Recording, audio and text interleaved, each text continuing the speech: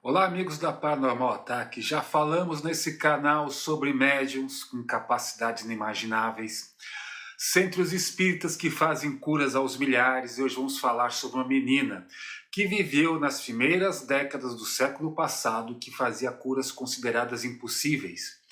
Hoje vamos falar da santa popular Santinha do Jacuba. Mas antes de começar, eu quero fazer um convite para todos vocês.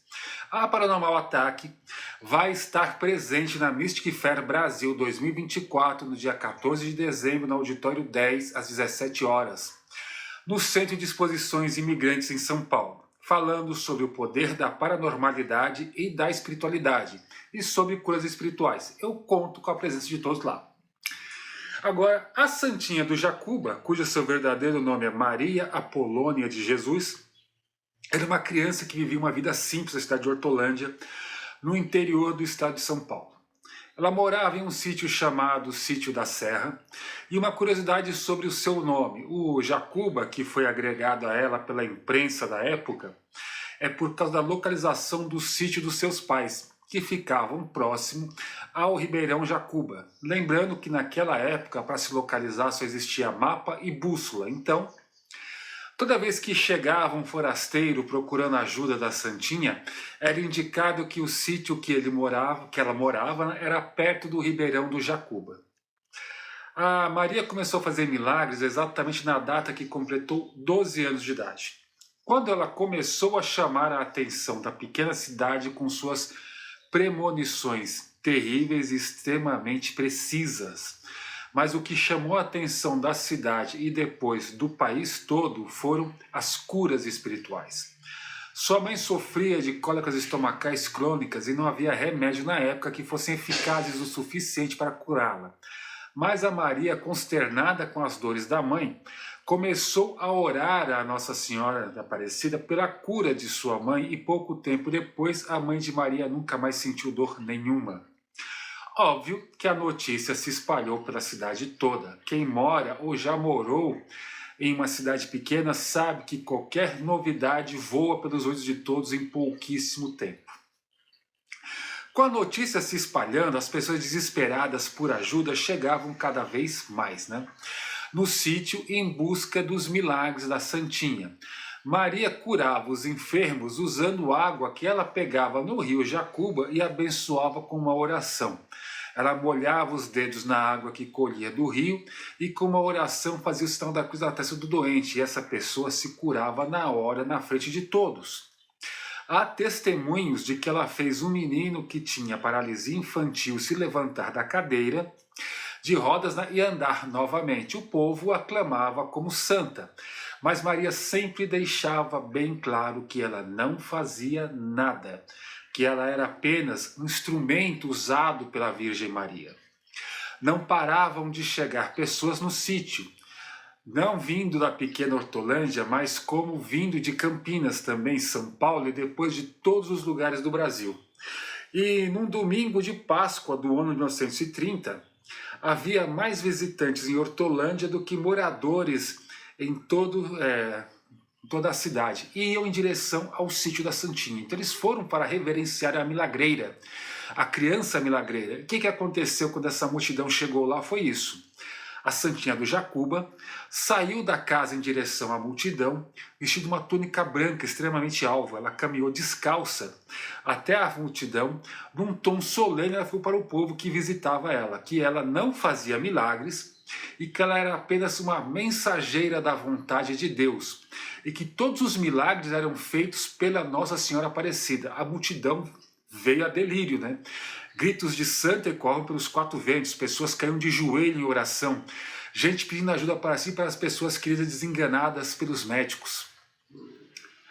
Aí aquele dia não cairia no esquecimento, muito pelo contrário, porque apenas 2 dias depois, aquele encontro virou assunto nacional. Então, no dia 22 de abril de 1930, um dos mais importantes jornais cariocas, o Crítica, que pertencia a ninguém menos que Mário Rodrigues, que era o pai do poeta maldito da vida mundana, Nelson Rodrigues, que também tinha como diretor o jornalista Mário Filho, cujo nome batizou o estádio do Maracanã, lançaram na capa do jornal a notícia: a Santinha de Jacuba, milagres em Hortolândia. No dia seguinte, desde os maiores jornais do país até os menos conhecidos e pouco respeitados, mandaram seus correspondentes para Hortolândia, para cobrir a notícia de que uma criança milagrosa e quem sabe conseguia uma entrevista exclusiva com a Maria. Mas nem tudo foram flores e nem todo mundo via os milagres de Maria como uma coisa boa. Muita gente achava que tudo era truque muito bem elaborado pelos pais de Maria para saírem da pobreza. Havia também aqueles que achavam que Maria era uma serva do diabo, enganando as pessoas com curas, mas que na verdade essas pessoas estavam entregando suas almas ao demônio em troca de favores terrenos. Mas vamos aos fatos. Os milagres que foram feitos por Maria em nome de Nossa Senhora da Aparecida foram testemunhados por centenas de pessoas e documentados pela imprensa. Os pais de Maria nunca ficaram ricos, continuaram morando na mesma casa, passando pelas mesmas dificuldades financeiras. Porém, um juiz da comarca de Campinas soube da Santinha de Jacuba pelos jornais e, numa decisão monocrática até mesmo arbitrária, expediu uma ordem de busca e destituição da guarda de Maria sob a alegação de que a menina estaria sendo usada como objeto de fraude e sofrendo abuso ao ser exposta como suposta santa. E por isso, ela deveria ser tirada dos pais e abrigada em um orfanato ou uma instituição que pudesse acolhê-la. Agora vejam bem, os pais da menina moram num sítio sem telefone ou qualquer meio de comunicação que não seja por carta.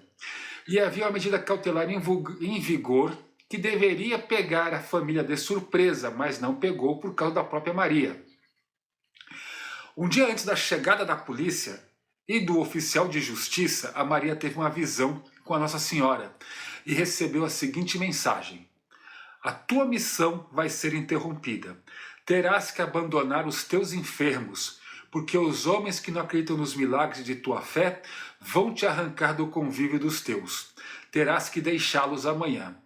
Eles te levarão daqui. Diante dessa notícia, os pais da Maria pegou ela às pressas e escondeu no sítio vizinho, que prontamente aceitou esconder a Santinha. Então, no dia 23 de abril, a polícia chegou no sítio para buscar Maria. Após vasculhar toda a área e não achá-la, os policiais foram interrogar o pai dela, que se recusou a falar onde a menina estava, e por isso ele foi preso. Após a prisão do pai da Maria, eles começaram a procurar nos sítios vizinhos. Aí, diante do medo de ser preso, o vizinho que estava escondendo a Maria ficou com muito medo, com razão, e acabou entregando a menina. A menina foi levada e ficou 6 meses desaparecida na mão da justiça, e a imprensa foi para cima, querendo saber o que fizeram com a Maria, a Santinha de Jacuba. Apesar de fazerem muito barulho nos jornais, nunca conseguiram saber com certeza onde ela ficou escondida. Acreditava-se que ela tinha ficado no Colégio Católico Ave Maria, mas não existe nenhum documento comprovando isso. Depois disso, a Santinha foi devolvida à família por pressão popular e da imprensa, mas ela se tornou uma reclusa, pois ainda sofria perseguição velada sobre suas curas. Acreditava-se que a Igreja Católica queria ter o controle total sobre a menina, mas como a repercussão na imprensa foi imensa, eles não conseguiram o que queriam. Então, desse dia em diante, ela passou a ter uma vida muito discreta, ajudando as pessoas de forma muito velada e discreta, evitando ao máximo se expor, como aconteceu quando ela era uma criança. Maria morreu no dia 20 de novembro de 1994, em total anonimato, e sua sepultura fica no cemitério de Nova Odessa, sem nenhuma marcação ou referência de que ela foi em vida. Essa é a história da Santinha de Jacuba. Se você gostou, deixa seu like, deixa seu comentário, se inscreve no canal, é de graça, você ajuda demais a gente. Temos muitos outros vídeos sobre santos, curas espirituais, centros espíritas, é só você procurar lá que você vai encontrar nas nossas playlists. Muito obrigado, espero ver vocês lá na Mystic Fé e até breve.